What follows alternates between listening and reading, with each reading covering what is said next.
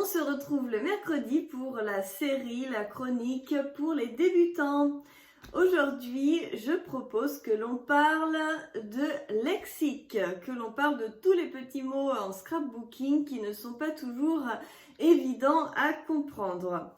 Je vous ai préparé des listes de mots, un peu tous en vrac, j'en ai quand même 4 pages.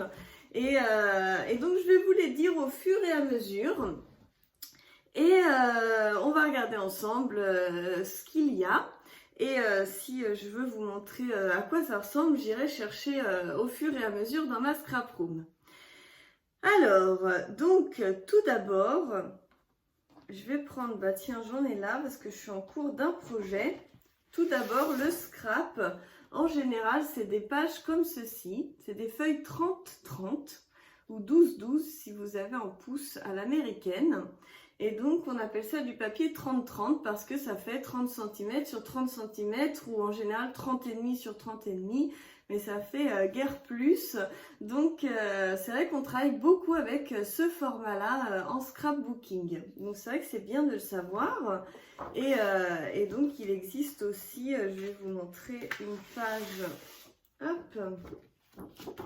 Il existe aussi, voilà, les pages 30-30 comme ça avec des motifs de chaque côté. Alors, c'est vrai que comme je vous disais, quand on est débutant, on voit des beaux papiers comme ceci. Et il ne faut pas forcément les acheter parce qu'en fait, c'est beaucoup mieux d'acheter au démarrage des collections avec des blocs où tout va être assorti. Parce que si vous avez des pages qui sont toutes belles mais qui ne correspondent pas ensemble, vous n'allez pas en faire grand chose à part quand vous vous lancerez dans les pages. Donc ça, c'est important à savoir. Ensuite, il y a tout ce qui a colle, double face, mousse 3D. Donc de la mousse 3D, c'est du double face qui colle des deux côtés mais qui est un petit peu épais, qui permet de mettre les projets donc en 3 dimensions. Donc ça, c'est important à le savoir. Ça existe aussi en petits carrés. Le massicot et le cutter, tout le monde sait, je pense que c'est un cutter et un massicot, c'est ce petit appareil-là qui permet de couper et de plier tout en mesurant. C'est vrai que c'est un outil pour moi de base pour le scrapbooking qui est très important à acquérir assez rapidement pour pouvoir réaliser ses projets.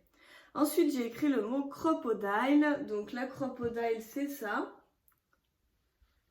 Ça permet de percer des trous et ça permet également de poser des œillets. Donc il y a 2 tailles différentes et elle existe en big, en plus grosse pour les projets un petit peu, vous avez besoin de profondeur parce que là vous n'allez pas pouvoir enfoncer votre projet de plus que la grandeur de la pince. Je ne vais pas vous sortir la grosse mais je vous l'ai montré dans une autre vidéo.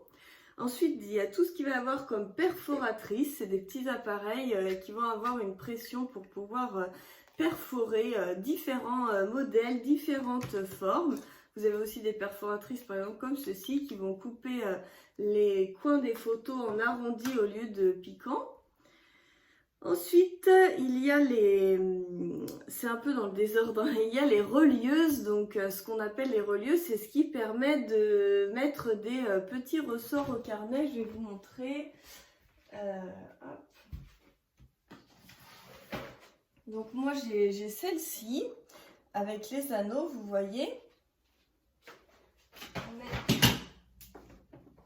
Ça permet tout simplement de mettre des ressorts, donc pas ceux-là, plutôt ceux de mon carnet, des ressorts comme ça et de fabriquer vos propres carnets. Ensuite, il y a l'embossage. Donc l'embossage, c'est de mettre en 3D des petites choses. Donc soit vous avez, là j'en ai pas, si j'en ai là, une petite poudre d'embossage. Donc vous tamponnez avec de l'encre qui permet de mouiller le dessin. Vous mettez la poudre. Ensuite, vous chauffez et ça va venir faire quelque chose de très très joli qui s'appelle l'embossage à chaud. Et à froid, en fait, c'est des classeurs qui vont venir gaufrer votre papier et vous passez dans la machine la Big Shot. Donc si vous ne savez pas ce qu'est la Big Shot, je vous la montre. C'est cet appareil-ci qui permet de faire des découpes au modèle qu'on veut avec des matrices, avec des petits Hop là, je suis sur des projets d'Halloween. Ça, c'est des matrices de découpe. Et en fait, c'est des parties en métal qui vont venir découper le papier en les passant dans la presse. C'est un peu une presse avec 2 rouleaux qui va venir écraser.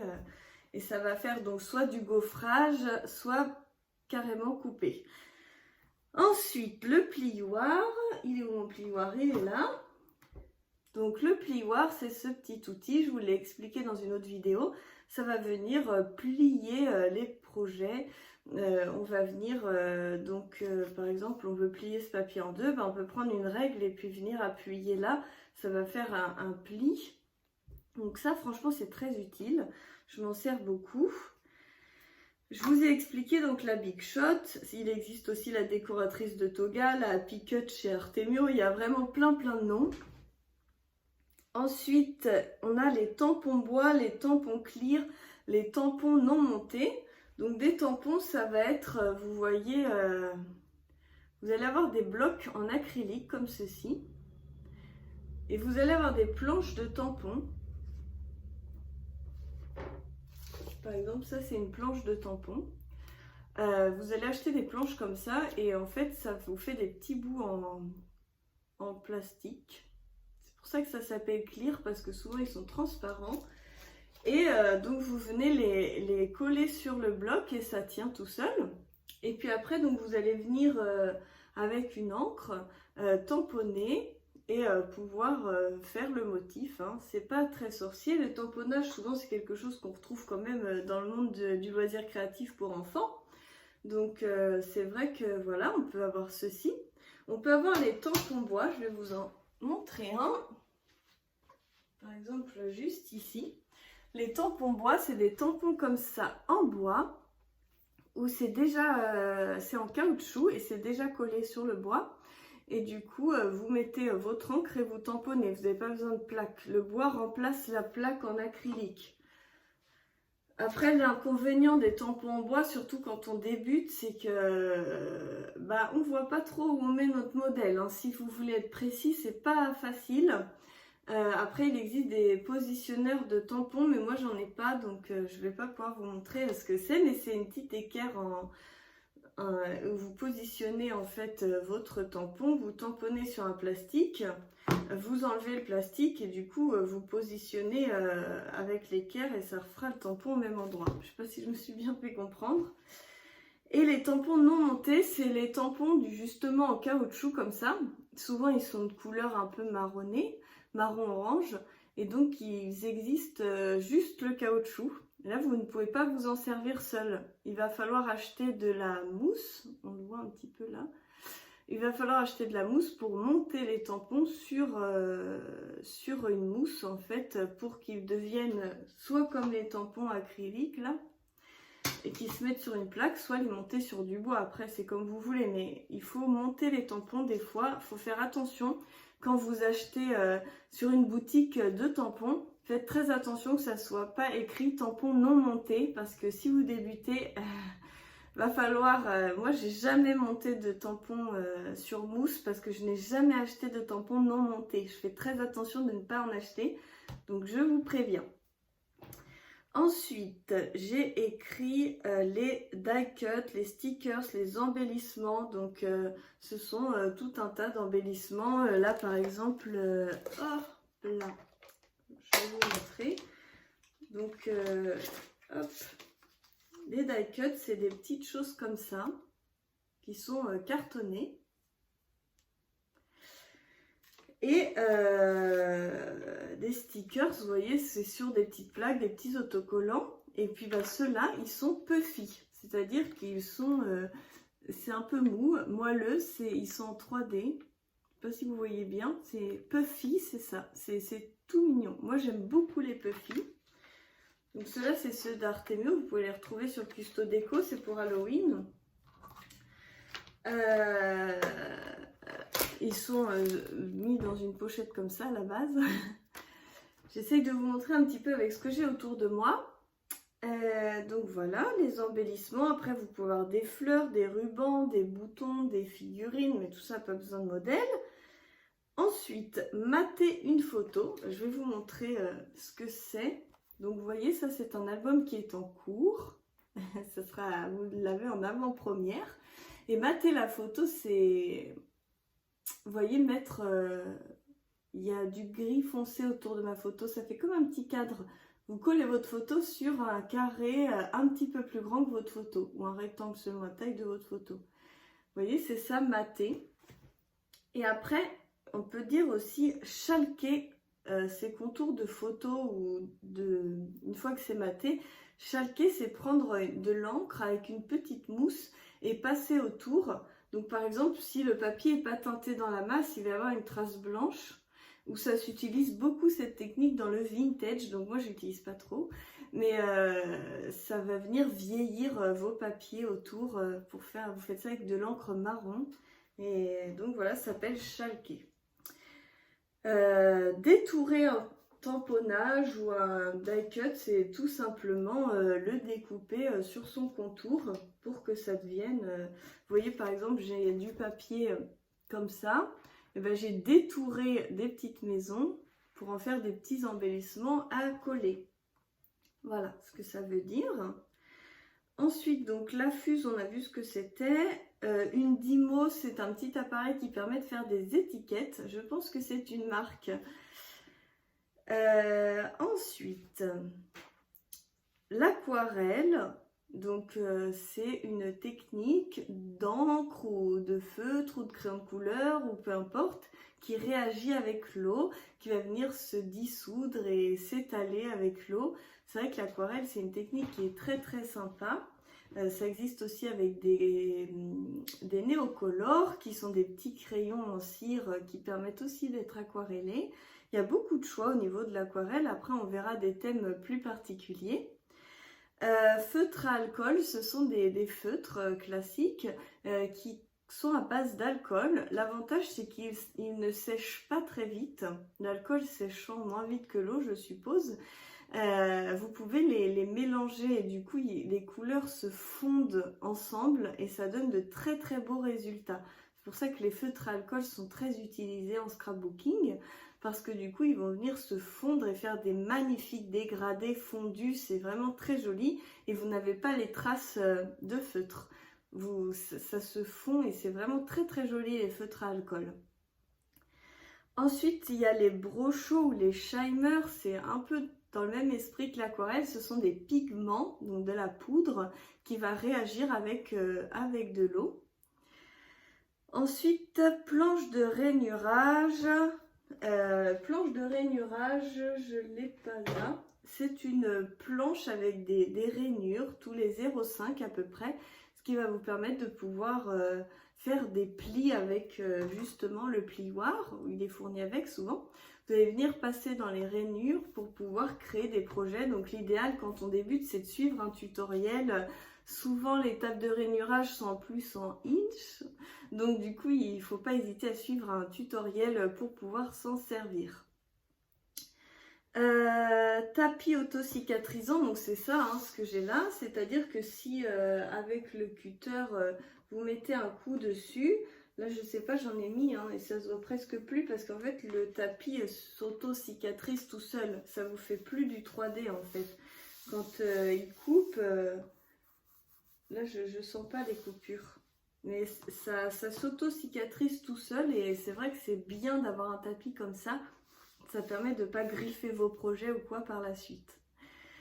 Ensuite, des sequins. Des sequins, c'est des petits... je vais vous montrer.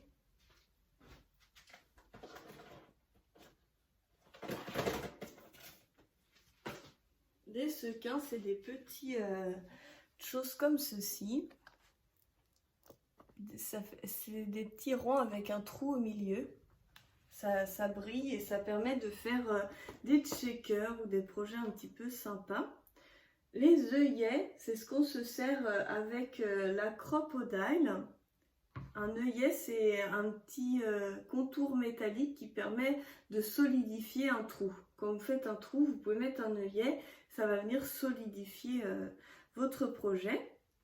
Brads, le brads c'est une attache parisienne. Si vous ne savez pas ce que c'est une attache parisienne, je vais vous montrer.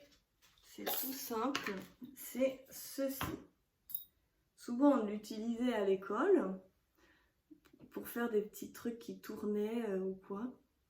Ça c'est des attaches parisiennes et ça existe vraiment de tous les modèles. Ça existe avec des choses décorées très très sympas. Ça existe, vous voyez, en plus gros modèles, etc. Et on appelle ça donc des brads. Vous voyez, là, j'en ai en forme de sapin. Ça existe vraiment de toutes les sortes. Ensuite, le Sky Vertex, c'est comme du simili-cuir. Voilà, comme vous voyez. Donc là, c'est du simili-cuir que j'ai utilisé. Mais le Sky Vertex, ça ressemble vraiment beaucoup. C'est une appellation, je pense. Des dots, des Emanel dots, des strass, des demi-perles. C'est un petit peu le même principe. Donc avec des petits produits comme ceci, vous allez pouvoir faire vos dots vous-même. Vous mettez une goutte et ça vous fait comme une petite tache en dôme.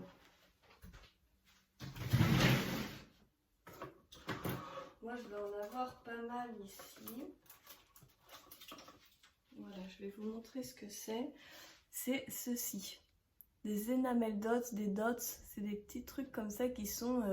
ça fait comme des petites bulles de couleurs. C'est très très joli, j'aime beaucoup les utiliser, donc toutes faites.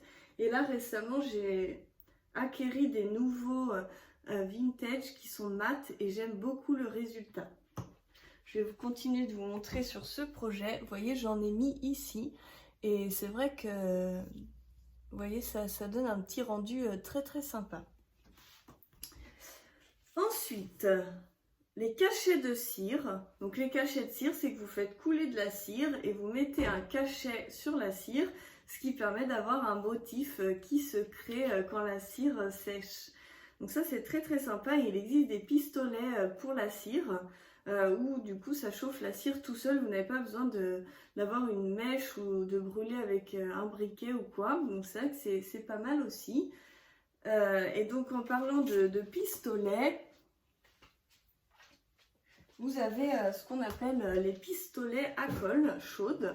Donc vous glissez en fait dans la fente un tube de colle dur, un bâtonnet de colle, et en fait le pistolet va venir le chauffer pour la rendre liquide, et ça c'est très utile quand vous faites des projets où vous avez besoin que ça colle immédiatement et de façon très forte. C'est vrai que c'est l'idéal, par exemple pour coller des fleurs sur vos projets, pour coller des choses qui sont un peu plus difficiles, et avec la colle ou le double face ça ne fonctionne pas forcément, ou des matières comme le bois, etc. C'est vrai qu'avec le pistolet à colle chaude, ça tient super bien sur pratiquement tout. Ensuite, le mot esperluette. J'ai remarqué que des fois les gens ne savaient pas ce que c'était une esperluette, et je suis en train de me dire que j'ai pas préparé forcément ce genre de choses. Une esperluette, c'est le petit signe et ça fait comme une boucle comme ça. Où est-ce que je pourrais vous trouver ça? Je regarde, hein.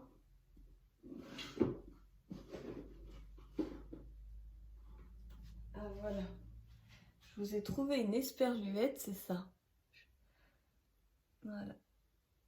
Donc une esperluette, ça va être ça, et c'est beaucoup utilisé dans le scrap, je trouve. Enfin, en tout cas, moi j'aime bien utiliser ce petit truc. Donc j'ai des matrices de découpe, ce qu'on appelle des dies. Je l'ai, comme ça je peux découper ces petites formes dans mes papiers. C'est vrai que c'est sympa. Ensuite, je passe à un mot qui s'appelle le mood board. Des fois, vous voyez des vidéos, c'est écrit mood board. C'est un tableau d'inspiration, une image avec un tableau d'inspiration. Souvent, on vous met un mood board qui vous permet d'avoir voilà, l'inspiration, et après, vous créez votre page avec cette inspiration-là. Souvent, c'est des couleurs, etc. Donc, c'est pour vous dire un petit peu certains termes. Mix média, c'est une technique particulière que j'utilise très peu. Je pourrais pas vous en parler vraiment beaucoup, mais pour moi c'est comme si vous avez un support, vous collez tout un tas de trucs et après vous le peignez, vous mettez des cires, des patines, des choses comme ça. C'est vraiment une technique à part, donc n'hésitez pas à aller voir si c'est quelque chose qui vous plaît. Mais le mix média, c'est vrai que ça rend assez joli. Je sais pas... Non, je l'ai accroché dans mon autre pièce parce qu'on m'avait envoyé un cadre justement en mix média, je vous l'aurais bien montré. Home déco, c'est quelque chose qui est décoratif pour votre maison. C'est un projet en fait qui permet de faire une décoration pour la maison. D'été, il y a plein de gens qui ne savent pas ce que c'est un D et un T. Souvent on dit qu'on fait d'été, par exemple d'été custo déco. Ça veut dire que je fais partie de la design team, donc de l'équipe créative d'un site internet ou d'une marque ou de quoi que ce soit. DT, c'est design team, ça veut dire équipe créative pour voilà, un groupe, une marque, un site, peu importe. Ça permet en fait de recevoir des produits pour pouvoir faire des créations justement pour aider à vendre pour le site. Mettre les produits en avant, c'est vrai que c'est agréable de faire partie de Design Team. Haul, H-A-U-L, ça veut dire présentation d'achat, je pense. Quand on marque, on fait un haul, c'est qu'on va présenter voilà, ce qu'on a acheté. Tutoriel et process, c'est donc on va vous expliquer la marche à suivre pour réaliser un projet. Ensuite, il y a différents styles. Il peut y avoir le style grunge, le style steampunk, le style vintage, le style shabby. C'est plein de styles de scrap différents. Après, c'est à vous de savoir quel est le style qui vous plaît. Moi, j'aime beaucoup le style clustering. Donc, le clustering, c'est regrouper tous les éléments dans une partie de la page ou de la carte en laissant le reste vide et épuré. C'est une technique de mise en page qui signifie petit groupe, amas. Clustering, c'est l'action de former un groupe. Donc, quand vous avez une page, vous mettez tout un amas, vous mettez votre photo avec tout un tas de feuilles ou de petites décorations, de fleurs, etc. Par exemple, dans un coin ou au milieu. Et tout le reste de la page reste vide. Et ça, je trouve ça joli. J'aime beaucoup cette technique. Après, grunge, steampunk, je suis pas très fan, donc je vais pas trop vous en parler. Vintage, c'est tout ce qui est ancien, tout ce qui va être vieilli, un peu dans les marrons, etc. Et le shabby souvent c'est rose, blanc, c'est très fleuri, très dentelle, voilà.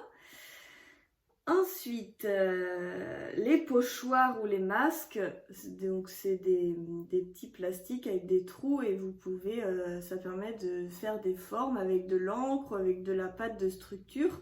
De la pâte de structure, c'est une pâte épaisse qui va venir former un motif en 3D.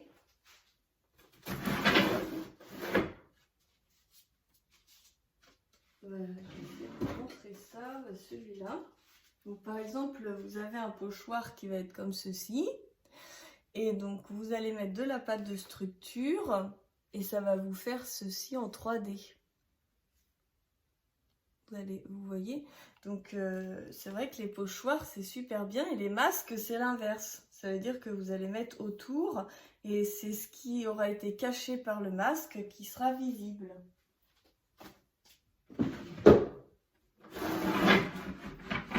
Hop. Ensuite, donc vous avez des coins métalliques, donc c'est des petits L en quelque sorte que vous allez pouvoir mettre dans les coins de vos albums pour les solidifier. Paperclip, c'est des trombones décorés. Donc un paperclip, c'est un trombone avec une décoration qui permet souvent d'être utilisé dans les planeurs ou les choses comme ça. Ensuite, anneaux de scrap. Donc des anneaux de scrap, c'est des anneaux bien particuliers. Je vais vous montrer ça.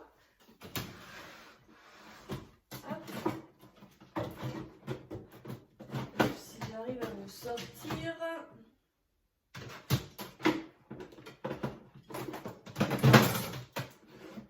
Hop là.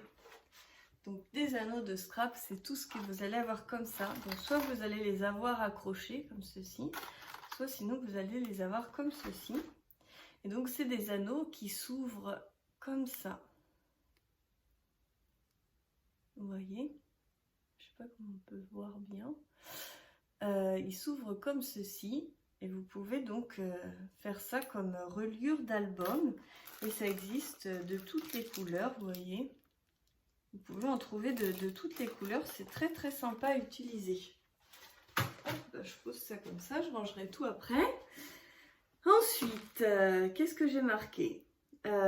Capsules altérées, donc c'est des capsules de bière qui sont écrasées. Donc il y a beaucoup de gens qui les écrasent dans la Big Shot. Moi j'ai jamais osé, j'ai peur d'abîmer ma Big Shot. Vous écrasez en fait les capsules de bière et après vous collez quelque chose dessus, vous décorez et vous avez ce qu'on appelle du Glossy Accent qui est un produit qui va venir vitrifier en fait votre projet. Ça va venir mettre du gloss et vernir en faisant comme un petit dôme qui va rendre très très sympa ce projet. Ensuite, vous avez les badges. Les badges, tout le monde sait ce que c'est, je pense. C'est des petits ronds qui ont une épingle derrière souvent et qu'on mettait sur les habits à l'époque. Et les badges, en fait, ça s'utilise aussi en scrap sans l'épingle et vous pouvez les coller sur des projets. Des rosaces. Donc, des rosaces, c'est du papier qui est plié en accordéon et qui est mis en forme de rond. J'en ai pas là devant les yeux, je sais pas où sont mes rosaces. J'ai fait un projet il n'y a pas longtemps. J'ai réalisé une rosace, donc je vais vous montrer. Une rosace, c'est ceci. Voilà. Pas évident de vous montrer tout comme ça. Voilà, je pose mon classeur. Ensuite, checker, comme je vous disais, c'est sous vitre et ça permet en fait d'avoir des paillettes qui bougent. C'est ce qu'on appelle des checkers. Donc il y a beaucoup de cartes checker, de choses. Je vais vous montrer une couverture d'album avec du checker. Vous voyez donc ça bouge. Et donc là, c'est un checker.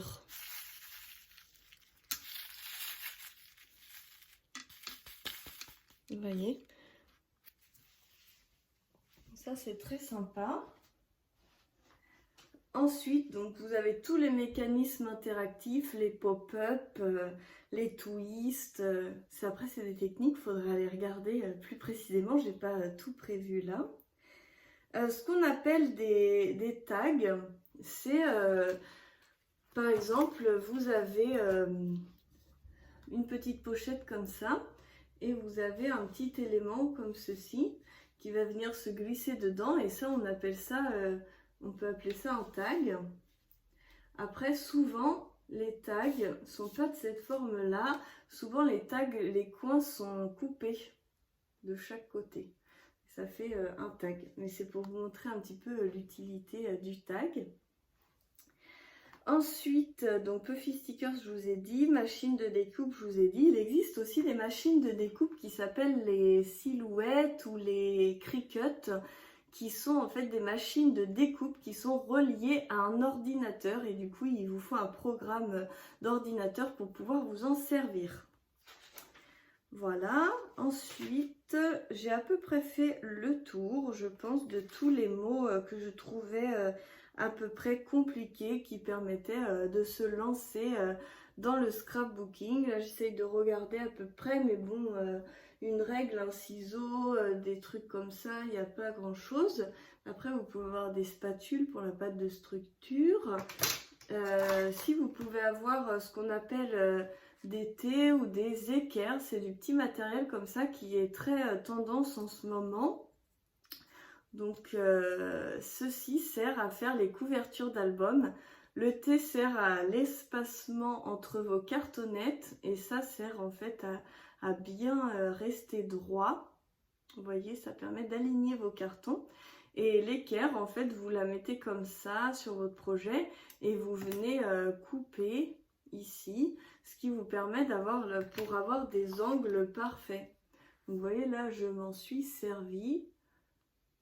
Donc, mes angles sont plutôt pas mal réussis. grâce à cet équerre et c'est vrai que c'est vraiment super bien à utiliser pour faire des reliures parfaites. Donc je sais pas trop comment ça s'appelle, un thé et puis une équerre. Et donc voilà, je pense que c'est déjà pas mal, 30 minutes de lexique, ça vous fait quand même pas mal de choses pour pouvoir évoluer dans le scrap. Vous rencontrerez, moi j'apprends des mots encore maintenant, hein. On peut pas tout savoir, tout connaître, mais déjà ça vous donne une bonne base. J'espère que ce petit cours lexique scrapbooking vous aura plu, que ça a été assez ludique. J'ai été chercher mes affaires un peu partout, je suis désolée. Je me suis dit, ça va me prendre un temps fou de tout préparer, vaut mieux aller chercher au fur et à mesure. Donc voilà, je vous fais plein de gros bisous et je vous dis à très bientôt pour la suite des aventures. Plein de bisous!